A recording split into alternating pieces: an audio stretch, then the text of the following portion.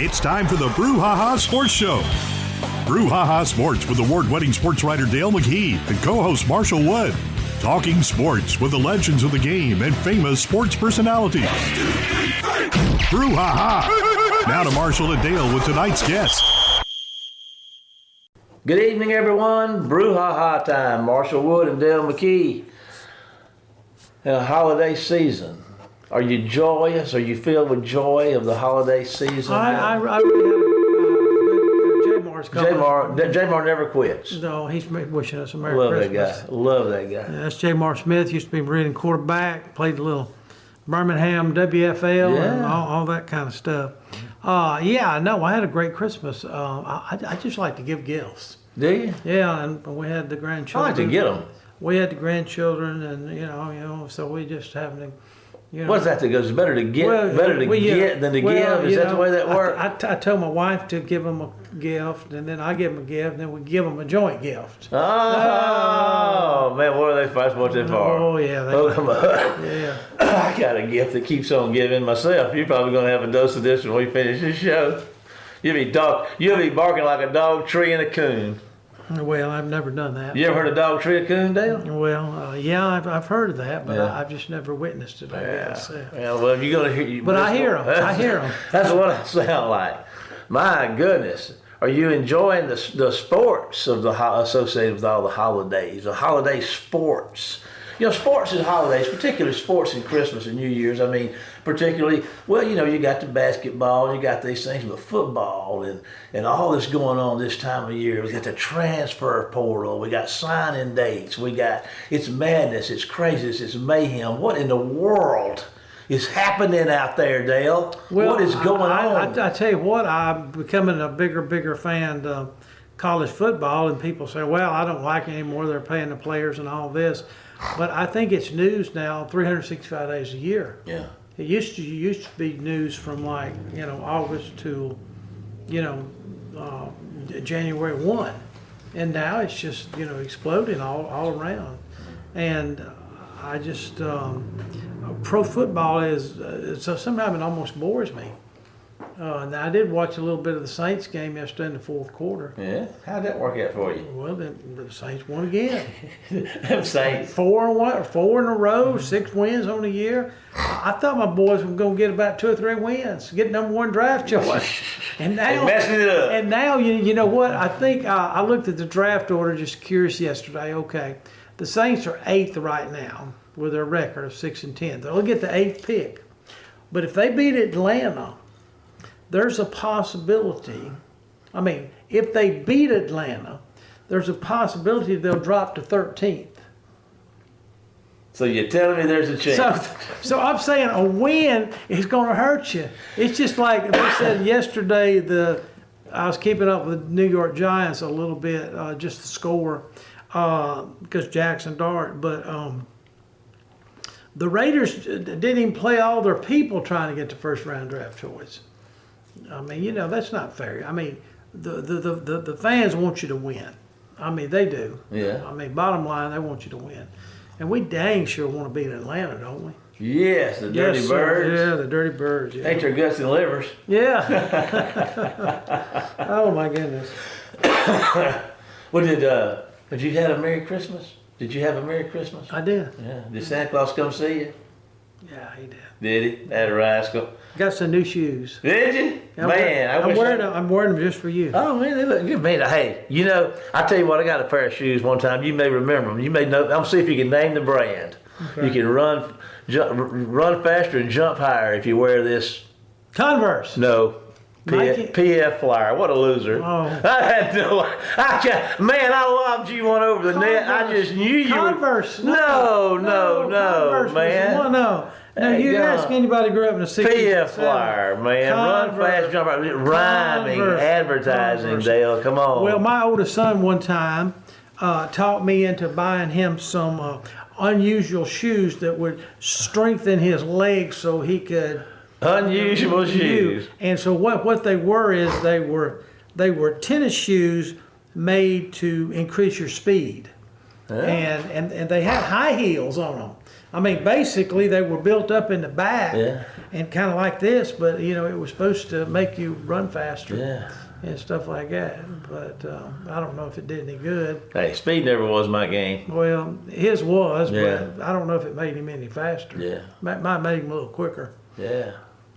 Well, quick, fast, and tough will carry you a long way, buddy. Well, what would you rather have, quick or fast? I believe I'd rather be quick. I think so too. Yeah. I've been fast all my life. I'd rather be quick. Yeah. Yeah. What we got? We got a guest tonight or anything? Yeah, we got an Ole Miss expert on. An Ole Miss expert. I tell you what. Let me see. I'm gonna pull out. You ever seen that Johnny Carson show where they'd hold that thing up over his head and he would guess the name, but guess the question? Yeah, Klondike. Yeah. Who is Brad Logan? Is that our guess? That's our guess. Wow, it works. All you got to do is hold that sheet of paper up to the top of your head and you know everything. That having been said, we got the paper down. We knew our guest is going to be Brad Logan. He's going to talk about what? Ole Miss. Ole Miss. Sugar Bowl. Yes, sir, baby. Well, let's don't waste any time. Let's hear from one of our sponsors, and then I'll be back with tonight's guest talking Ole Miss football, Brad Logan, right after the commercial break. Phillips Building Supply in Laurel, your hometown building supply store since 1954. We are locally owned and pride ourselves on helping our customers find exactly what they need. From foundations to roofs to doors and windows, Phillips has it. For tools, hardware, lumber, and plywood, visit Phillips Building Supply. Welcome to the show, Brad Logan. Brad is our Ole Miss expert today, and he associated with the Ole Miss Spirit and Logan Media. And so I think Brad knows a lot of answers, Marshall. So, well, how we looking for? So we're gonna put them on him today.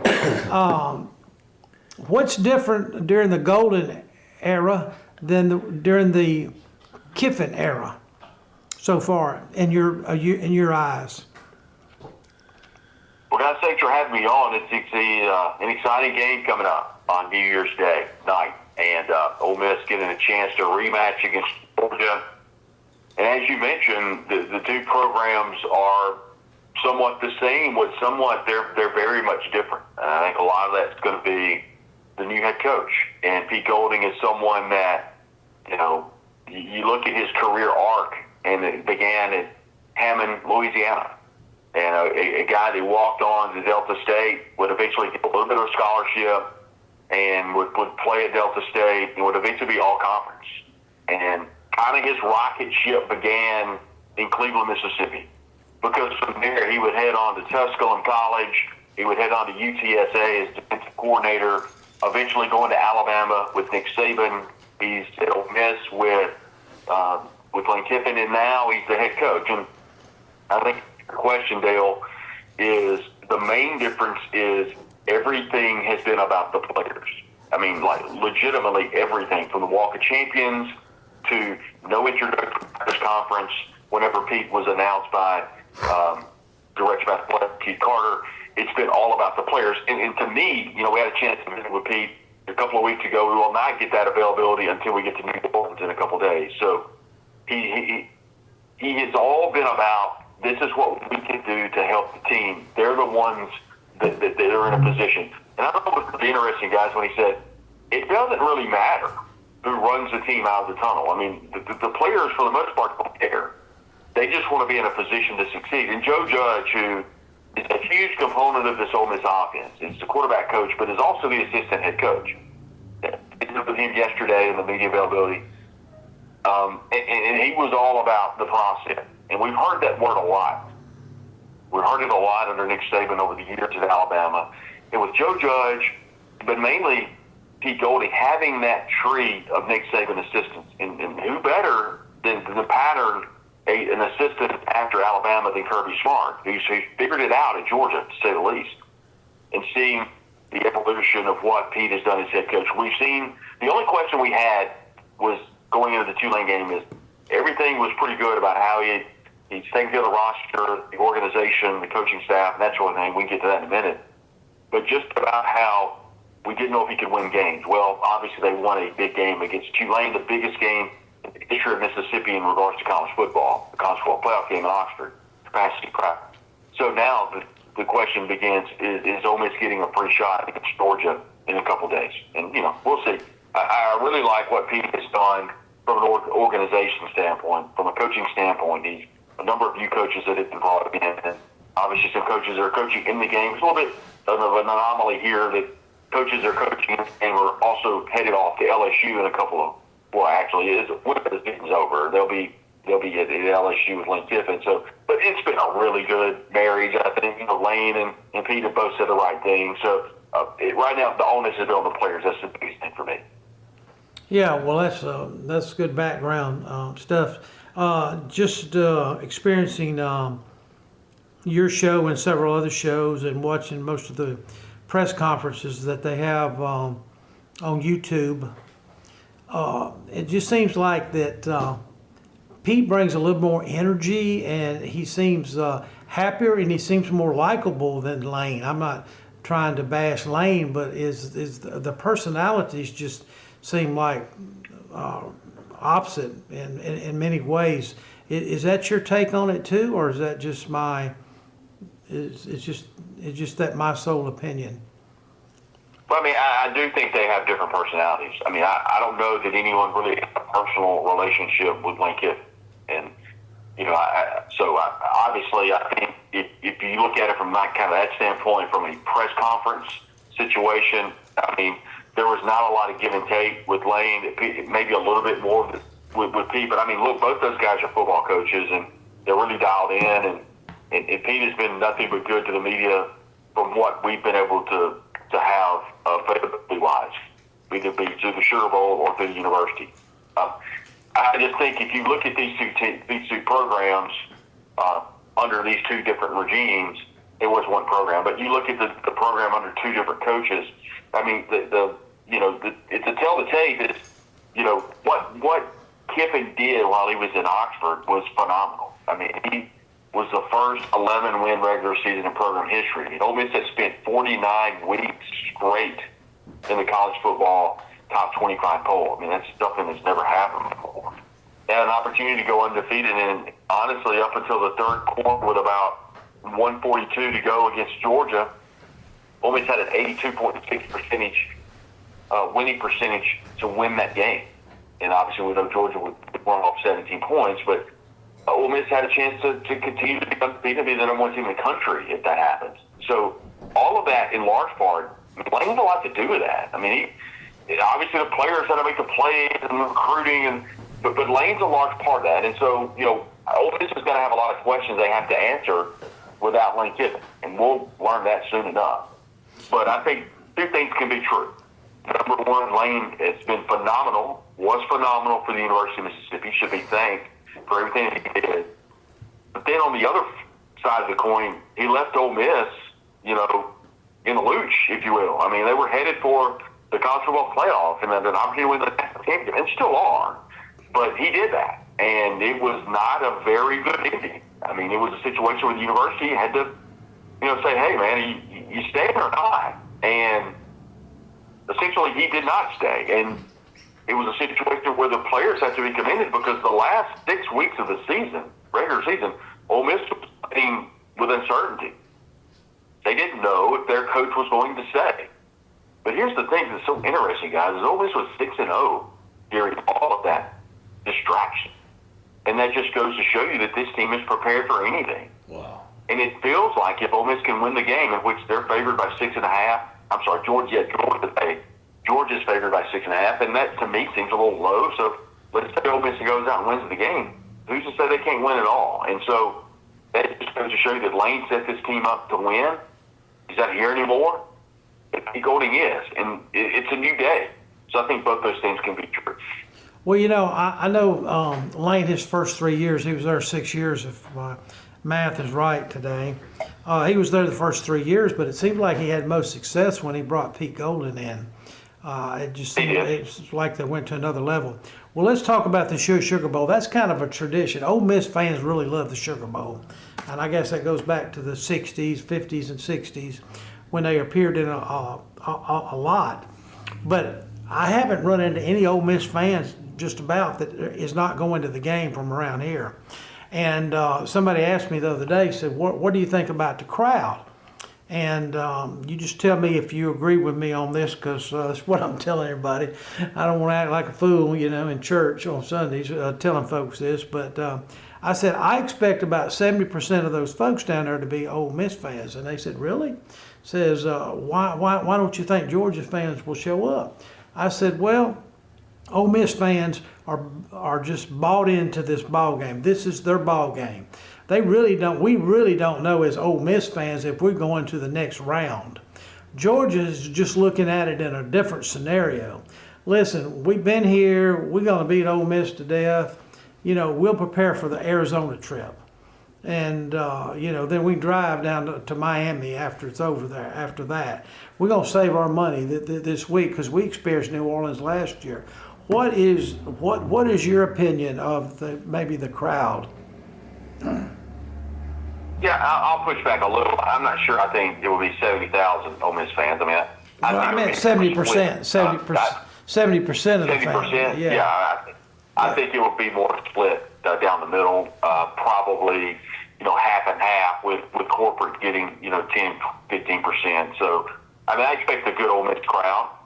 It's a game in which Ole Miss, oddly enough, Dale, the Rebels are the fourth in the conference, I believe, with their 11th appearance in the Sugar Bowl, and that's really, really incredible numbers. And I talked with Jeff Hundley just a little bit ago, the CEO of the Sugar Bowl, and obviously the Sugar Bowl is very entrenched in the Southeastern Conference, and of all the Sugar Bowl games, 84 games have featured an SEC team, and this game has been played in the Superdome ever since the advent of the Superdome, since 1972.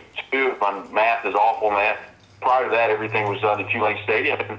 Tulane Stadium, if you'll remember, 85,000, and a lot of that money that was put into Tulane Stadium that was on campus in the West Bank was, put in through the Sugar Bowl committee because that was kind of their bowl. That was, the location, and that was a situation that was really big for the economy for the city of New Orleans and continues to this day. And the city of New Orleans and the Sugar Bowl are hosting the College Football Playoff National Championship in 28. So it's the mecca of college football to me.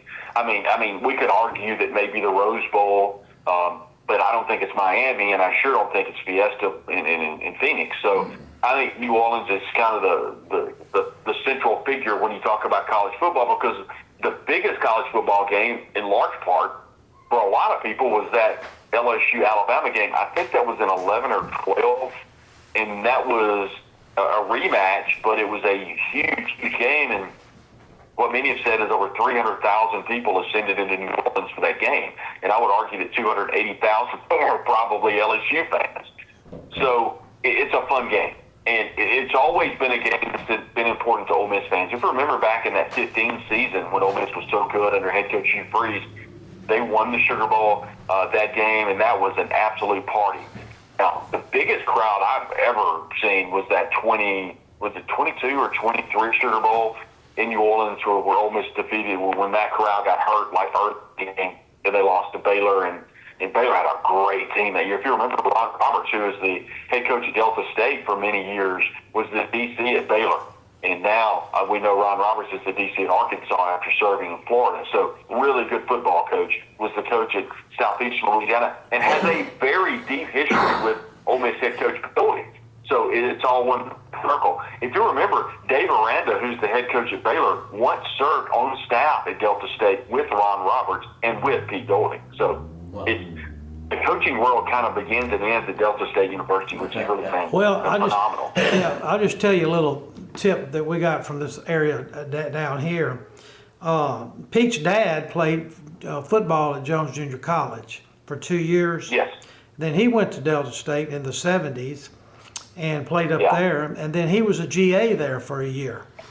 But all that's intertwined with that Roberts deal with Delta State and Southeastern Louisiana. There's just a lot of that connection, and I think Barney, that used to be on Freeze's staff, Barney Farah. Yeah, Barney Farah. Farah. He went to Delta State.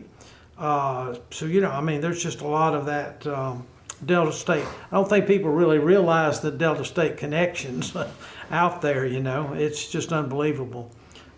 because they used to recruit the junior colleges so heavy, and a lot of the coaches used to, the high school coaches at a long time in the 70s and 80s, a lot of them went to Delta State and became coaches. So Delta State's got that great connection there for sure. Well, listen, one other bowl we're going to ask you about. I know everything's been discussed and about Ole Miss, and that they're going to have to stop the Georgia time of possession in the fourth quarter. And I think it's going to be a good football game. I don't think Georgia's going to blow Ole Miss out, and I don't know if Ole Miss is going to blow Georgia out, because Georgia's playing very good football right now. They're very physical and aggressive. But what are your thoughts on the Rose Bowl for just a minute? We're right here on the Alabama line. We got a lot of Alabama listeners here. What's your take on Alabama? Are they going to be able to run the ball? That's a great point. And then I've had the conversation with a number of people, and to me, it's not really Alabama against Indiana. It's more or less it's Kalen DeBoer against Kurt Signetti. And I think those are two really good football coaches.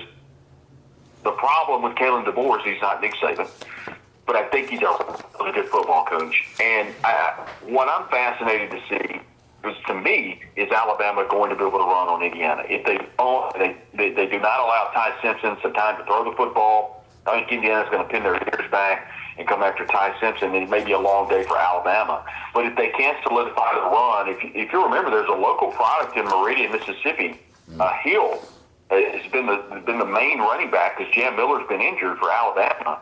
So if Hill, the running back, he gets some pretty good significant snaps, and he can do some things that, I always pull for the Mississippi players.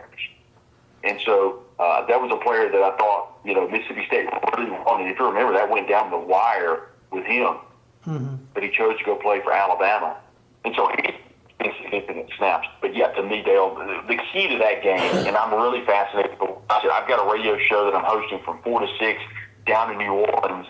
Beside, it'll be Ole Miss Alumni Association, but I'll doing the show, a local show in North Mississippi, WFCA 107.9. After that game's over, I'm packing up as fast as I can and getting to somewhere to watch that Alabama-Indiana game. That's going to be fun to watch.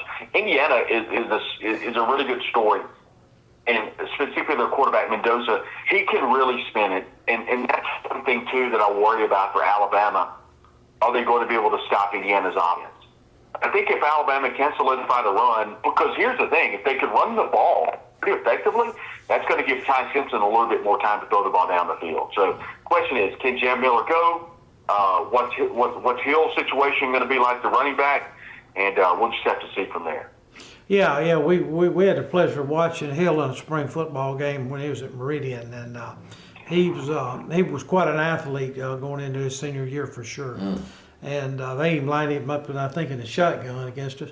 And even the little Quitman running back, Deere, I think he's been redshirted this year because of the A.K. Deere. Yeah, and he was a great one coming out of high school. Last year I believe it was, but he's just going through the learning process that I was told. And all right, so as far as the coaches, I was going to ask you two questions.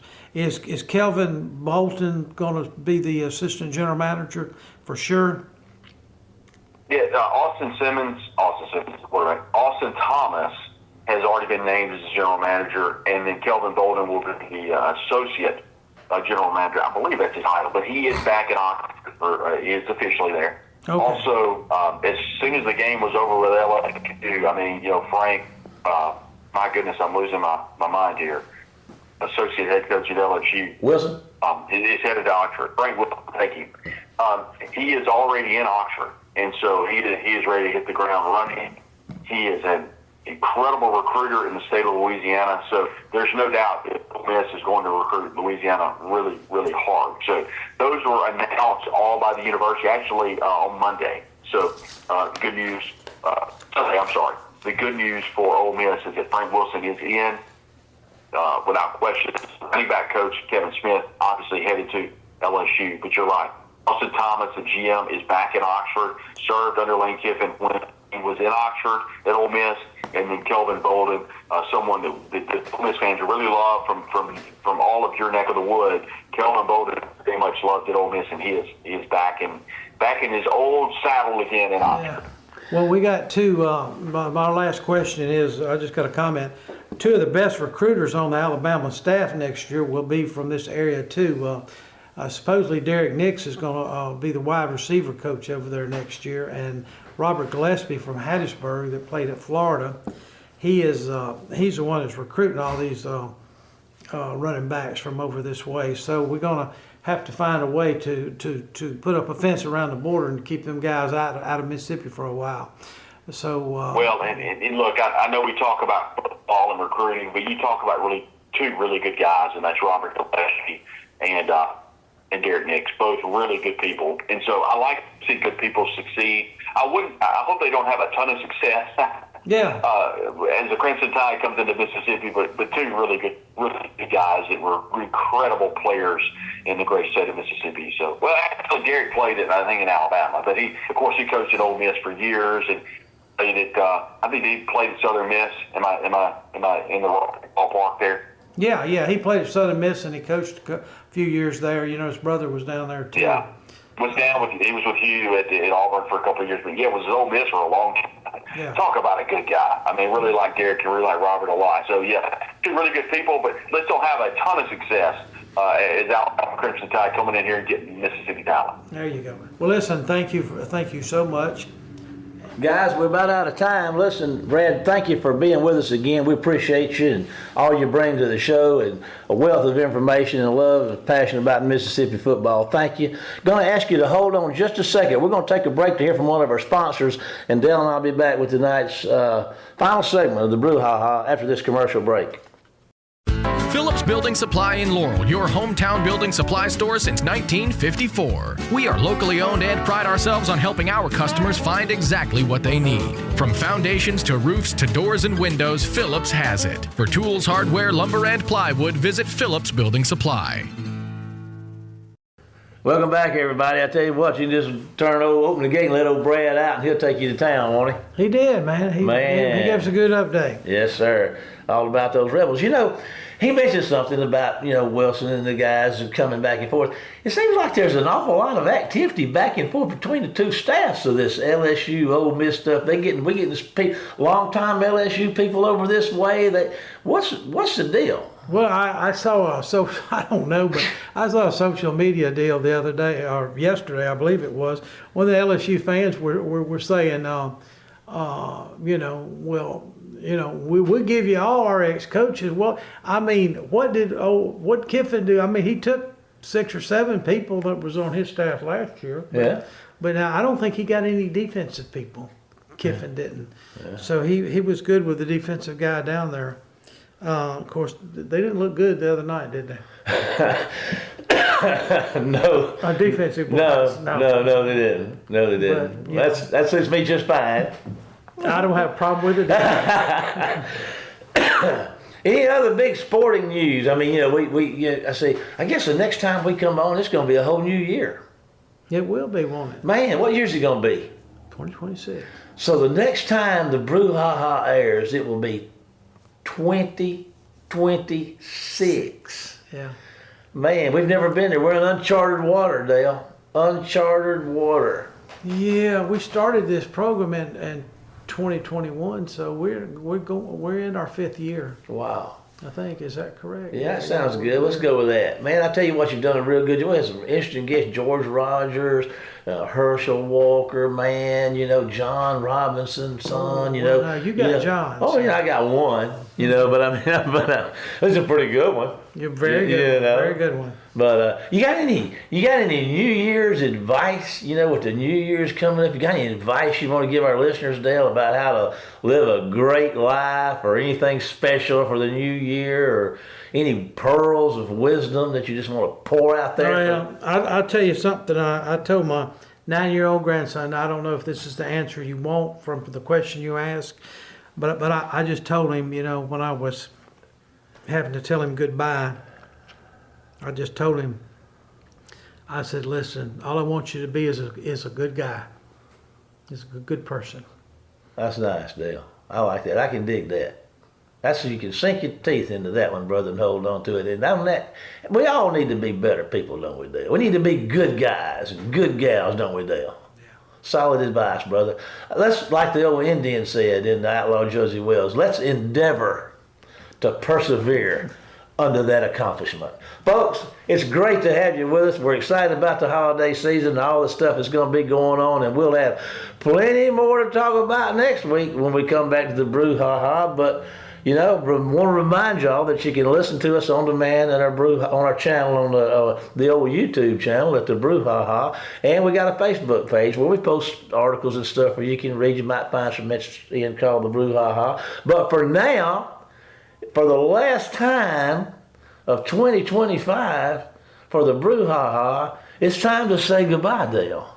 Goodbye, Dale. Goodbye, folks, and we'll see you next week or next year for more of the Brouhaha. Get us out of here, Jamie.